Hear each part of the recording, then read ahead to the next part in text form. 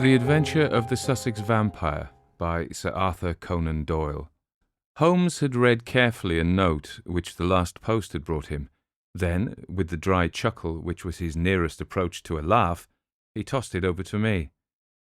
"For a mixture of the modern and the medieval, of the practical and of the worldly fanciful, I think this is surely the limit," said he. "What do you make of it, Watson?" I read as follows.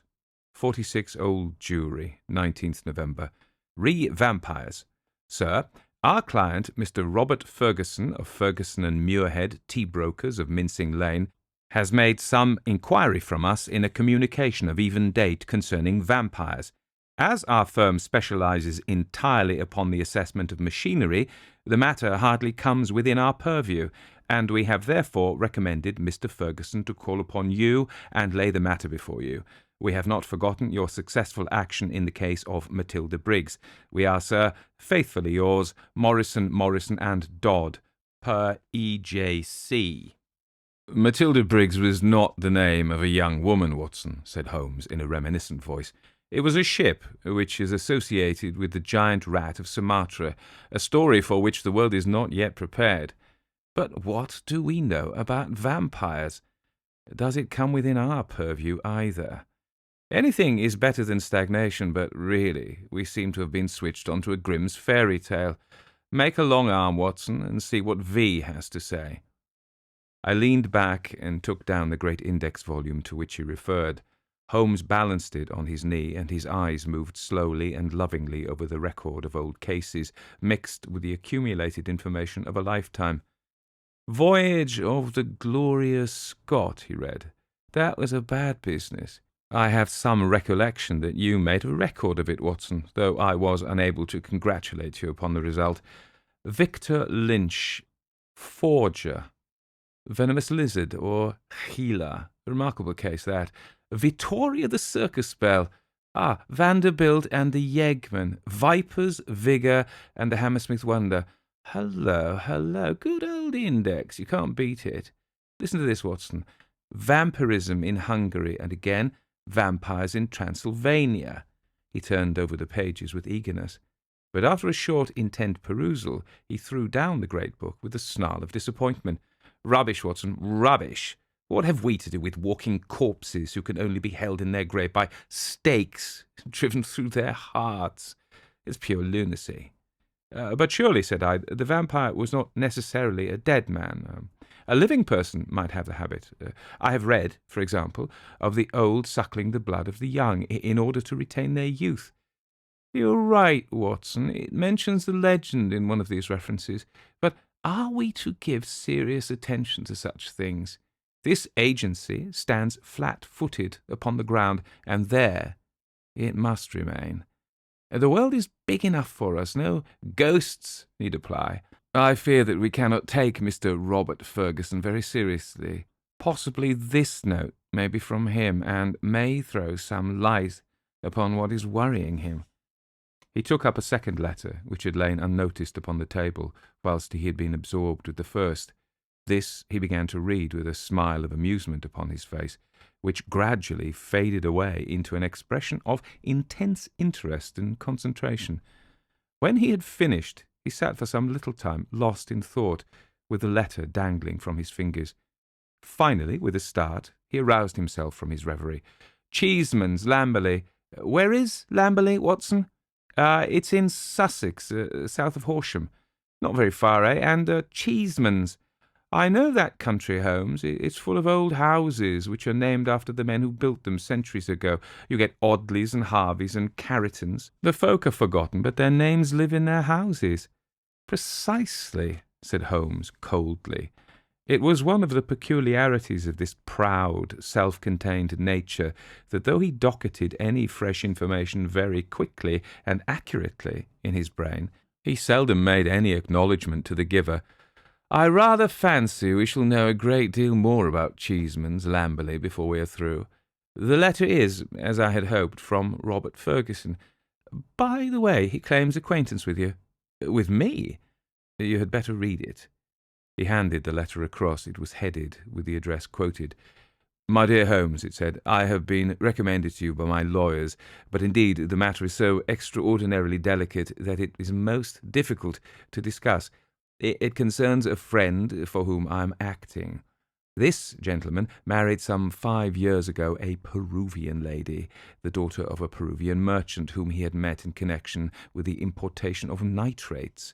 The lady was very beautiful, but the fact of her foreign birth and of her alien religion always caused a separation of interests and of feelings between husband and wife, so that after a time his love may have cooled towards her, and he may have come to regard their union as a mistake.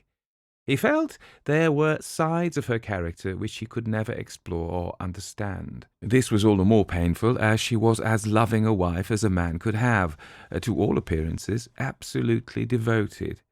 Now for the point which I will make more plain when we meet. Indeed, this note is merely to give you a general idea of the situation and to ascertain whether you would care to interest yourself in the matter." The lady began to show some curious traits quite alien to her ordinarily sweet and gentle disposition. The gentleman had been married twice, and he had one son by the first wife.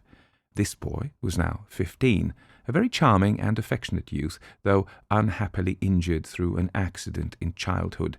Twice the wife was caught in the act of assaulting this poor lad in the most unprovoked way. Once she struck him with a stick and left a great weal on his arm.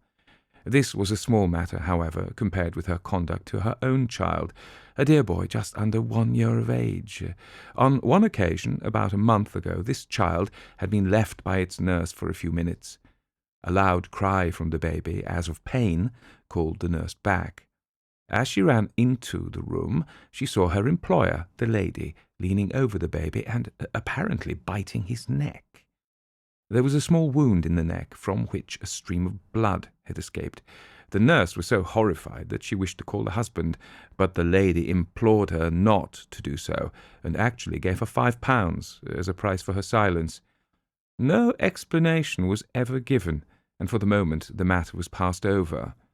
It left, however, a terrible impression upon the nurse's mind, and from that time she began to watch her mistress closely and to keep a closer guard upon the baby whom she tenderly loved. It seemed to her that even as she watched the mother, so the mother watched her, and that every time she was compelled to leave the baby alone, the mother was waiting to get at it. Day and night the nurse covered the child, and day and night the silent, watchful mother seemed to be lying in wait as a wolf waits for a lamb. It must read most incredible to you, and yet I beg you to take it seriously, for a child's life and a man's sanity may depend upon it. At last there came one dreadful day when the facts could no longer be concealed from the husband. The nurse's nerve had given way. She could stand the strain no longer, and she made a clean breast of it all to the man. To him it seemed as wild a tale as it may now seem to you. He knew his wife to be a loving wife, and, save for the assaults upon her stepson, a loving mother. Why, then, should she wound her own dear little boy? He told the nurse that she was dreaming, that her suspicions were those of a lunatic, and that such libels upon her mistress were not to be tolerated. Whilst they were talking, a sudden cry of pain was heard. Nurse and master rushed together to the nursery. Imagine his feelings, Mr. Holmes, as he saw his wife rise from a kneeling position beside the cot, and saw blood upon the child's exposed neck and upon the sheet. With a cry of horror, he turned his wife's face to the light and saw blood all round her lips. It was she, beyond all question, who had drunk the poor baby's blood. So the matter stands. She is now confined to her room. There has been no explanation. The husband is half demented. He knows, and I know, little of vampirism beyond the name. We had thought it was some wild tale of foreign parts. And yet here, in the very heart of the English Sussex. Well, all this can be discussed with you in the morning. Will you see me? Will you use your great powers in aiding a distracted man? If so, kindly wire to Ferguson, Cheeseman's Lamberley, and I will be at your rooms by 10 o'clock. Yours faithfully, Robert Ferguson. P.S. I believe your friend Watson played rugby for Blackheath when I was a 3/4 for Richmond. It's the only personal introduction I can give. Of course I remember him, said I, as I laid down the letter. Big Bob Ferguson, the finest three-quarter Richmond ever had. He was always a good-natured chap. It's like him to be so concerned over a friend's case. Holmes looked at me thoughtfully and shook his head. I never get your limits, Watson, said he. There are unexplored possibilities about you. Take a wire down like a good fellow. We will examine your case with pleasure. Your case?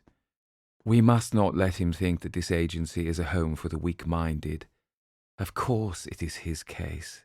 Send him that wire and let the matter rest till morning. Promptly at 10 o'clock next morning, Ferguson strode into our room. I had remembered him as a long, slab-sided man with loose limbs and the fine turn of speed which had carried him round many an opposing back.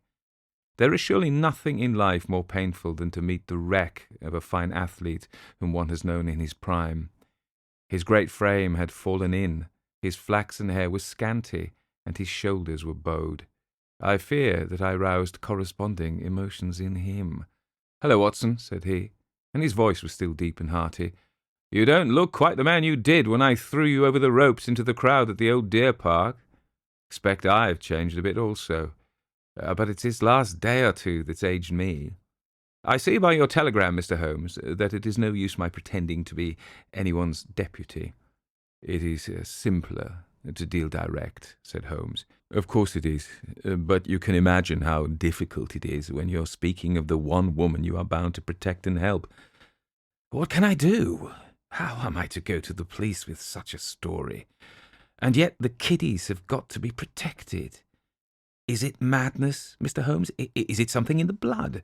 Have you any similar case in your experience? For God's sake, give me some advice, for I am at my wit's end." "Very naturally, Mr. Ferguson. Now sit here and pull yourself together and give me a few clear answers. I can assure you that I am very far from being at my wit's end, and that I am confident we shall find some solution. First of all, tell me what steps you have taken.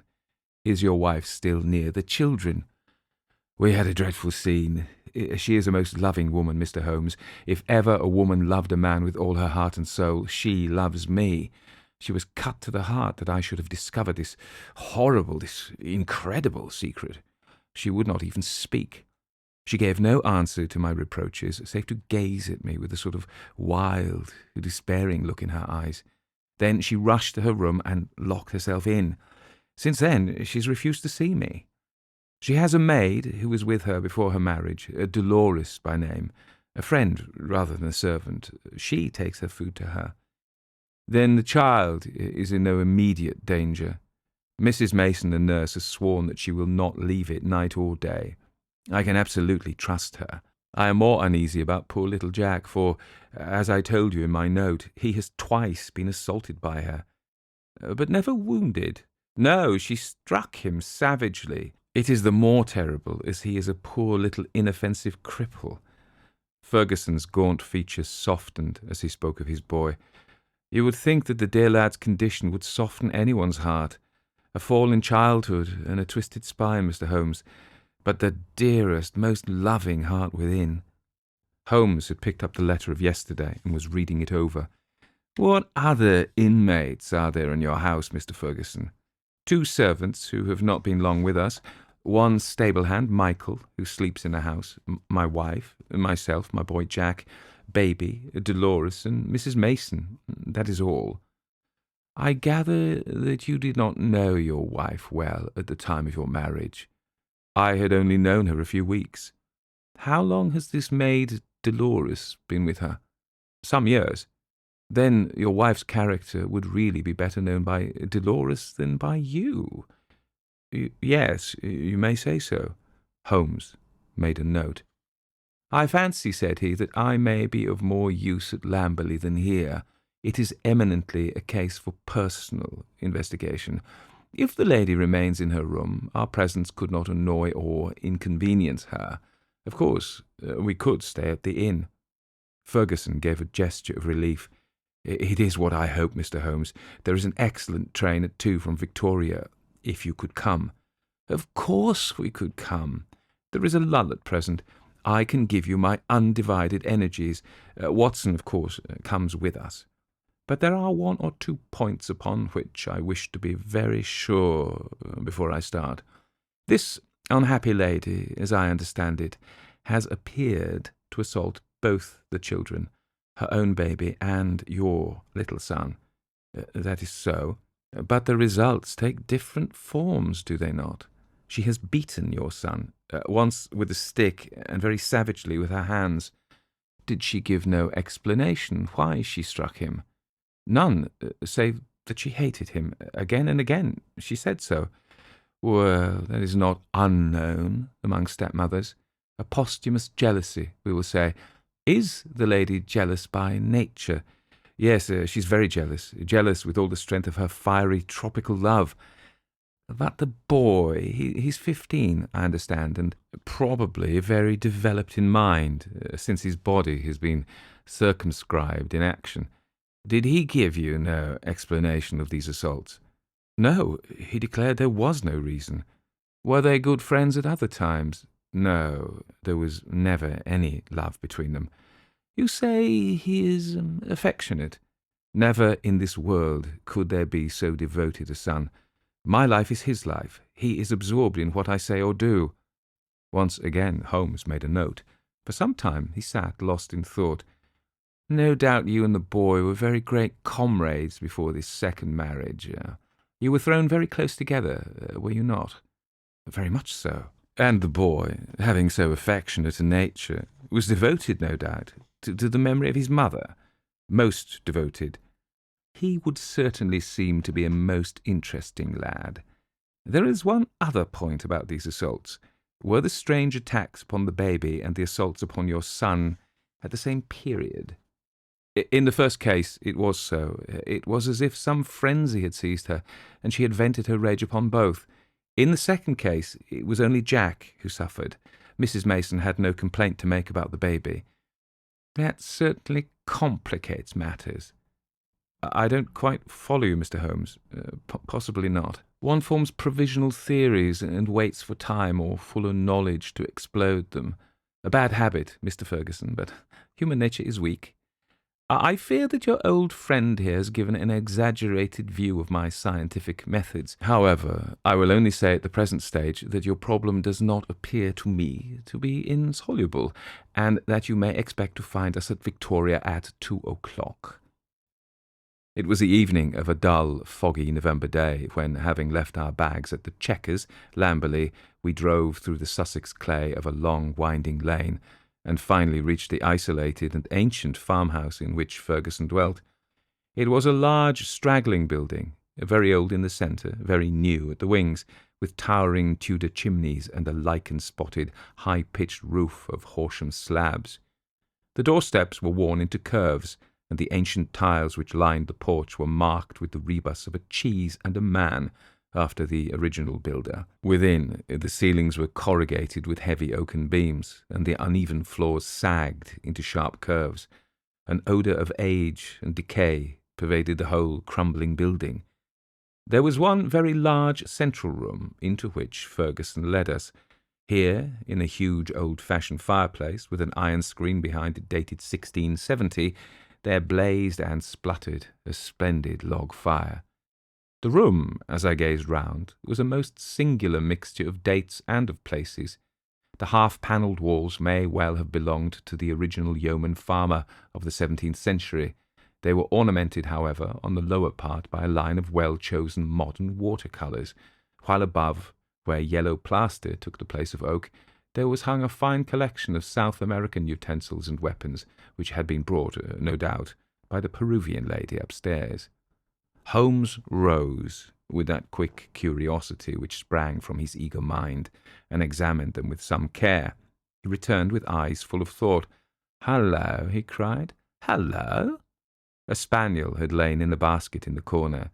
It came slowly forward towards its master, walking with difficulty. Its hind legs moved irregularly, and its tail was on the ground. It licked Ferguson's hand. "What is it, Mr. Holmes?" "The dog. What's the matter with it?" That's what puzzled the vet. A sort of paralysis, a spinal meningitis, he thought. But it's passing. He'll be all right soon, won't you, Carlo?" A shiver of assent passed through the drooping tail. The dog's mournful eyes passed from one of us to the other. He knew that we were discussing his case. "Did it come on suddenly?" "In a single night." "How long ago?" "It may have been 4 months ago." "Very remarkable. Very suggestive. What do you see in it, Mr. Holmes?" "A confirmation of what I had already thought." "For God's sake, what do you think, Mr. Holmes? It may be a mere intellectual puzzle to you, but it is life and death to me. My wife a would-be murderer, my child in constant danger. Don't play with me, Mr. Holmes. It is too terribly serious." The big rugby three-quarter was trembling all over. Holmes put his hand soothingly upon his arm.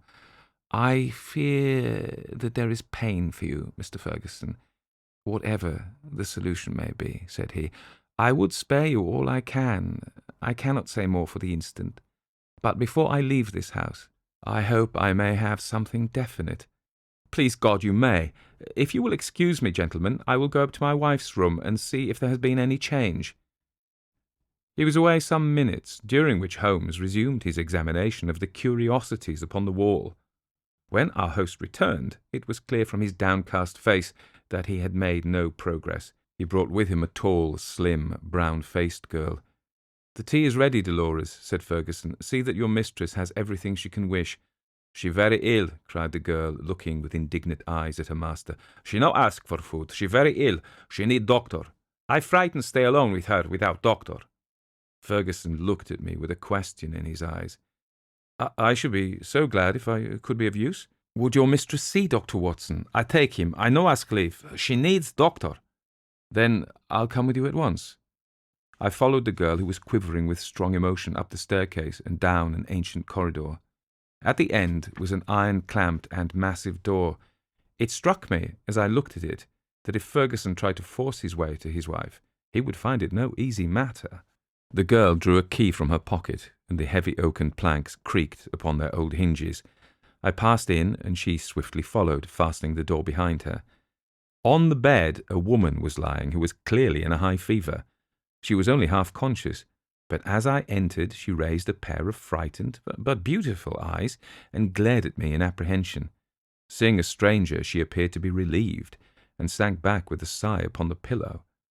I stepped up to her with a few reassuring words, and she lay still while I took her pulse and temperature. Both were high, and yet my impression was that the condition was rather that of a mental and nervous excitement than of any actual seizure.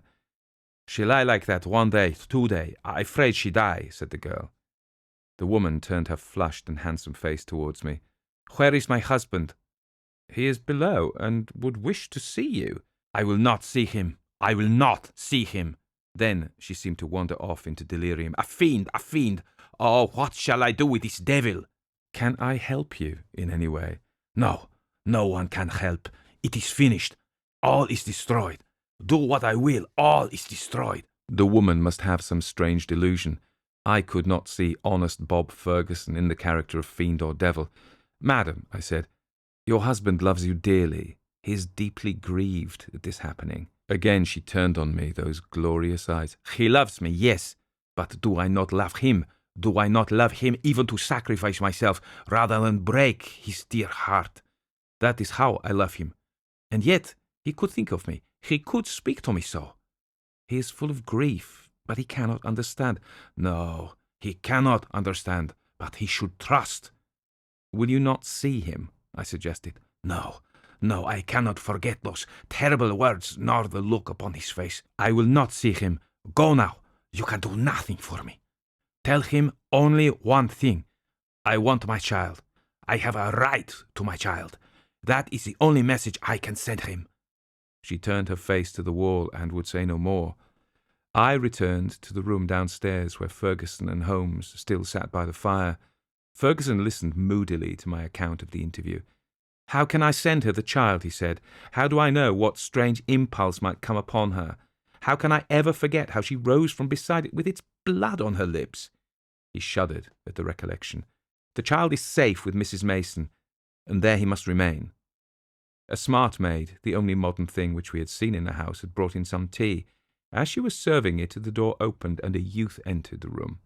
He was a remarkable lad, pale-faced and fair-haired, with excitable light blue eyes which blazed into a sudden flame of emotion and joy as they rested upon his father. He rushed forward and threw his arms round his neck with the abandon of a loving girl. "Oh, Daddy," he cried, "I didn't know that you were due yet. I should have been here to meet you. I'm so glad to see you." Ferguson gently disengaged himself from the embrace with some little show of embarrassment. "Dear old chap," said he, patting the flaxen head with a very tender hand. "I came early because my friends, Mr. Holmes and Dr. Watson, have been persuaded to come down and spend an evening with us." "Is that Mr. Holmes, the detective?" "Yes." The youth looked at us with a very penetrating and, it seemed to me, unfriendly gaze. "What about your other child?" Mr. Ferguson asked Holmes. "Might we make the acquaintance of the baby?" "Ask Mrs. Mason to bring the baby down," said Ferguson. The boy went off with a curious, shambling gait, which told my surgical eyes that he was suffering from a weak spine. Presently he returned, and behind him came a tall, gaunt woman, bearing in her arms a very beautiful child, golden-haired, a wonderful mixture of the Saxon and the Latin. Ferguson was evidently devoted to it, for he took it into his arms and fondled it most tenderly. "Fancy anyone having the heart to hurt him," he muttered, as he glanced down at the small, angry red pucker on the cherub throat. It was at this moment that I chanced to glance at Holmes, and saw a most singular intentness in his expression. His face was as set as if it had been carved out of old ivory, and his eyes, which had glanced for a moment at the father and child, were now fixed with eager curiosity upon something at the other side of the room. Following his gaze, I could only guess that he was looking out through the window at the melancholy dripping garden. It is true that a shutter had half closed outside and obstructed the view, but none the less it was certainly at the window that Holmes was fixing his concentrated attention. Then he smiled, and his eyes came back to the baby. On its chubby neck there was this small puckered mark. Without speaking, Holmes examined it with care. Finally he shook one of the dimpled fists which waved in front of him. "Good-bye, little man. You have made a strange start in life. Nurse, I should wish to have a word with you, in private." He took her aside and spoke earnestly for a few minutes. I only heard the last words, which were, "Your anxiety will soon, I hope, be set at rest." The woman, who seemed to be a sour, silent kind of creature, withdrew with the child. "What is Mrs. Mason like?" asked Holmes. "Not very prepossessing externally, as you can see, but a heart of gold and devoted to the child." "Do you like her, Jack?" Holmes turned suddenly upon the boy. His expressive, mobile face shadowed over, and he shook her head. "Jackie has very strong likes and dislikes," said Ferguson, putting his arm round the boy. "Luckily, I am one of his likes." The boy cooed and nestled his head upon his father's breast. Ferguson gently disengaged him. "Run away, little Jackie," said he, and he watched his son with loving eyes until he disappeared. "Now, Mr. Holmes," he continued when the boy was gone, "I really feel that I have brought you on a fool's errand, for what can you possibly do save give your sympathy? It must be an exceedingly delicate and complex affair from your point of view." "It's certainly delicate," said my friend with an amused smile, "but I have not been struck up to now with its complexity. It has been a case for intellectual deduction, but when this original intellectual deduction is confirmed point by quite a number of independent incidents, then the subjective becomes objective, and we can say confidently that we have reached our goal. I had, in fact, reached it before we left Baker Street, and the rest has merely been observation and confirmation." Ferguson put his big hand to his furrowed forehead. "For heaven's sake, Holmes," he said hoarsely, "if you can see the truth in this matter, do not keep me in suspense. How do I stand? What shall I do? I care nothing as to how you have found your facts, so long as you really got them." "Certainly I owe you an explanation, and you shall have it. But you will permit me to handle the matter in my own way. Is the lady capable of seeing us, Watson?" "She's ill, but she's quite rational." "Very good. It's only in her presence that we can clear the matter up. Let us go up to her." She will not see me, cried Ferguson. Oh, yes, she will, said Holmes. He scribbled a few lines upon a sheet. You at least have the entrée, Watson. Will you have the goodness to give the lady this note? I assented again and handed the note to Dolores, who cautiously opened the door. A minute later, I heard a cry from within, a cry in which joy and surprise seemed to be blended. Dolores looked out. She will see them. She will listen, said she. At my summons, Ferguson and Holmes came up. As we entered the room, Ferguson took a step or two towards his wife, who had raised herself in the bed, but she held out her hand to repulse him. He sank into an armchair, while Holmes seated himself beside him, after bowing to the lady, who looked at him with wide-eyed amazement. I think we can dispense with Dolores, said Holmes.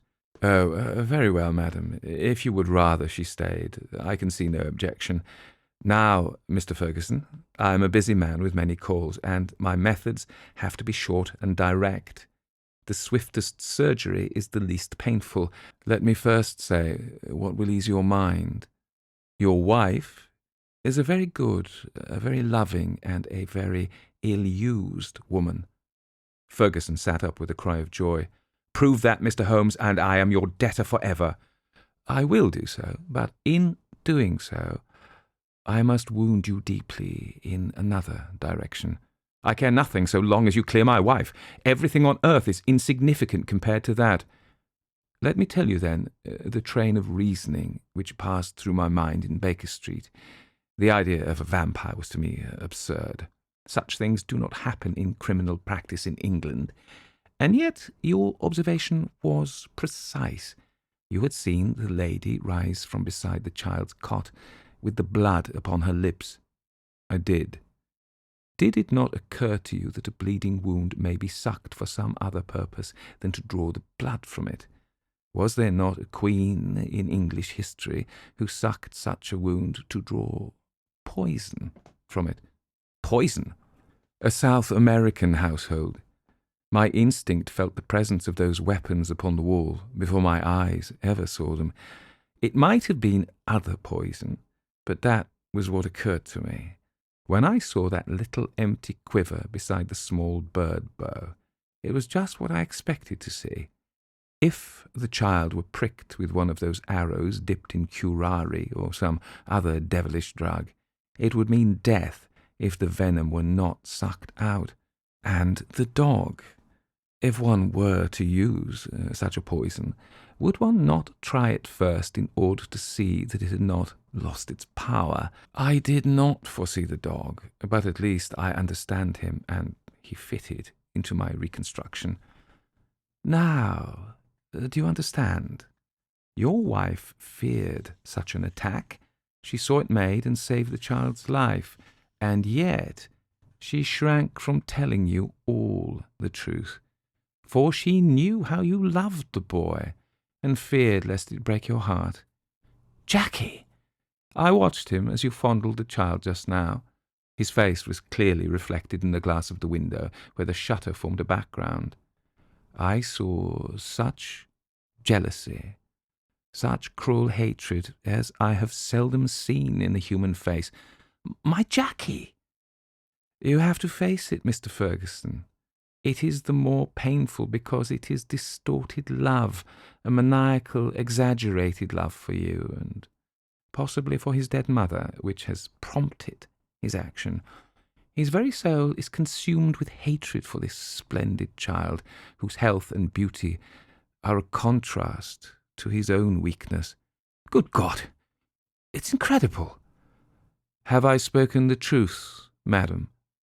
The lady was sobbing with her face buried in the pillows. Now she turned to her husband. How could I tell you, Bob? I felt the blow it would be to you. It was better that I should wait, and that it should come from some other lips than mine. When this gentleman, who seems to have powers of magic, wrote that he knew all, I was glad. I think a year at sea would be my prescription for Master Jackie, said Holmes, rising from his chair. Only one thing is still clouded, madam. We can quite understand your attacks upon Master Jackie. There is a limit to a mother's patience. But how did you dare to leave the child these last 2 days? I had told Mrs. Mason. She knew. Exactly. So I imagined. Ferguson was standing by the bed, choking, his hands outstretched and quivering. This, I fancy, is the time for our exit, Watson, said Holmes in a whisper. If you will take one elbow of the two faithful Dolores, I shall take the other. There now, he added, as he closed the door behind him. I think we may leave them to settle the rest among themselves. I have only one further note in this case. It is the letter which Holmes wrote in final answer to that with which the narrative begins. It ran thus: Baker Street, 21st November. Vampires. Sir, referring to your letter of the 19th, I beg to state that I have looked into the inquiry of your client, Mr. Robert Ferguson of Ferguson and Muirhead, tea brokers of Mincing Lane, and that the matter has been brought to a satisfactory conclusion. With thanks for your recommendation, I am, sir, faithfully yours, Sherlock Holmes.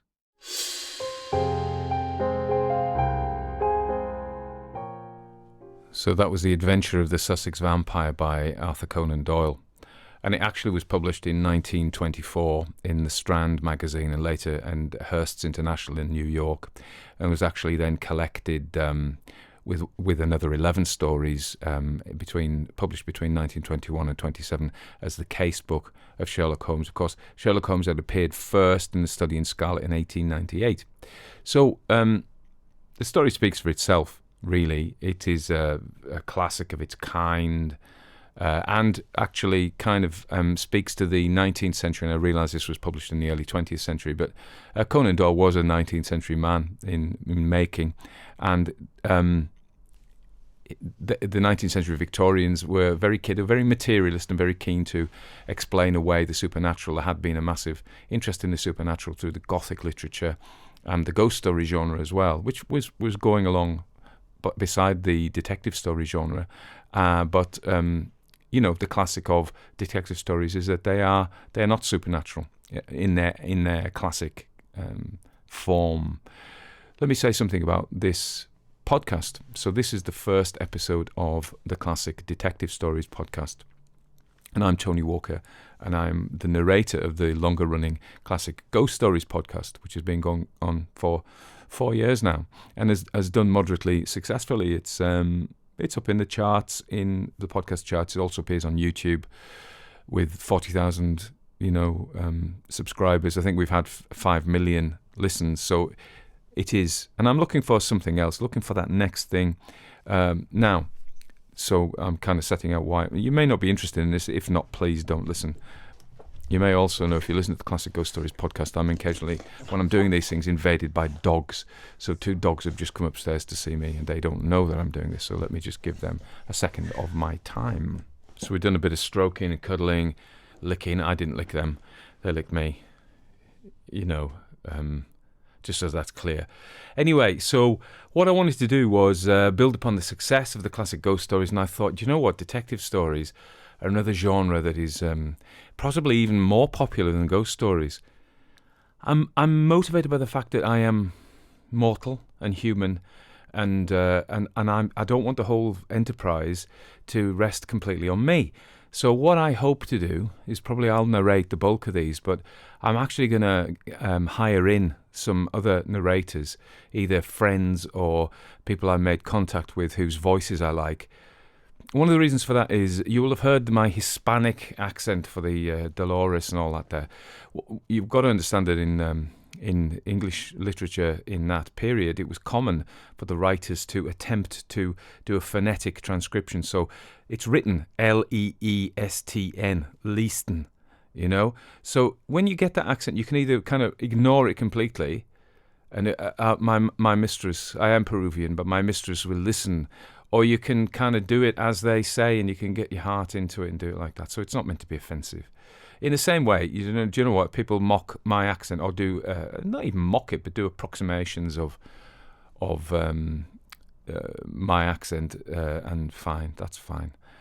So it wasn't intended to offend anybody. I worry that people these days are too easily offended, particularly on the internet. and they just need to wise up. Conan Doyle didn't mean to offend Peruvians. I don't think he hated Peruvians or he was taking the mick out of them or anything like that. It was their thing. So anyway, I probably devoted too much to that defence. I don't think I'm going to do any American stories in an American accent. I would love to do some American detective stories, the classic detective stories, but I think I'm going to get an American to do it. So if you are an American narrator and your rates are reasonable, please get in touch. If you go to the YouTube channel, certainly Classic Detective Stories, you will see there is a contact email on there. Get in touch, honestly. And I will pay you. There we are. I don't want to have the rambles at the end of these stories. This is just kind of me explaining what I'm doing. So I don't want the rambles that characterize the classic ghost stories where I go and talk about dogs and foraging and stuff like that. I just want to really talk about the story. And I know I've rambled on a little bit now, but I'm kind of explaining how I see this podcast being situated, and hopefully you will enjoy tuning in. All right, all the best. Thanks for listening to the first episode of the Classic Detective Stories podcast. Thank you.